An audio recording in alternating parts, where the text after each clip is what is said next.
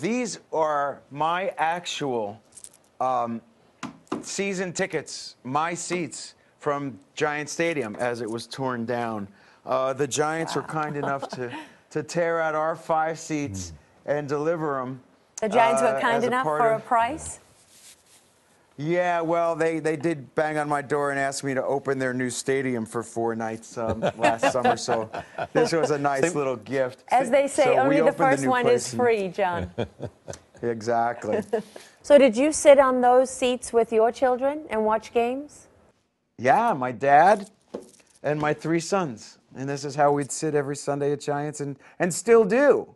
We have seats in the new stadium, but they won't let me take them out with me when I leave at the end of the game.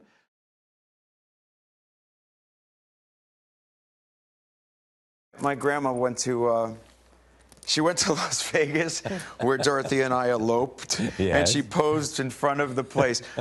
I wasn't there, you know. They keep this sign outside the Graceland Chapel. To say that they married you and your high school sweetheart? Yeah, that says Lorenzo Lamas under me. I don't think he's married to the same lady any longer.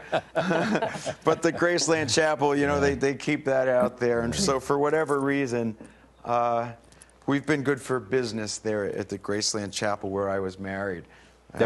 But yeah, that's the story of my grandma there. Was it as bad and tacky as it looks in the movies when you two got married there? Yeah, sure. The flying Elvises, we had them all.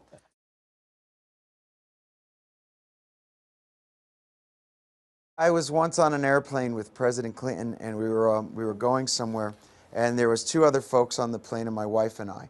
And the gentleman whose plane it was said, whose job is better, Mr. President, yours or John's? And I says, can I answer that? And he says, sure, go ahead. I says, mine. They said, well, why do you say that? I says, because I got to keep the house in the airplane.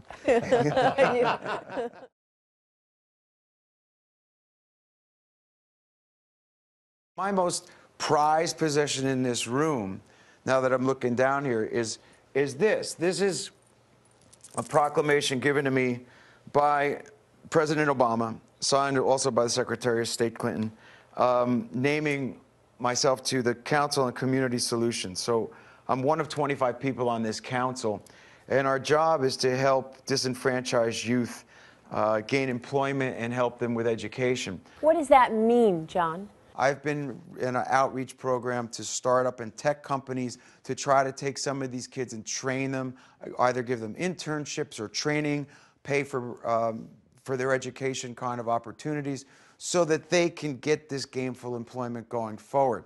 It's a difficult task because you have 30, 40, and 50-year-olds that are all vying for these same jobs today.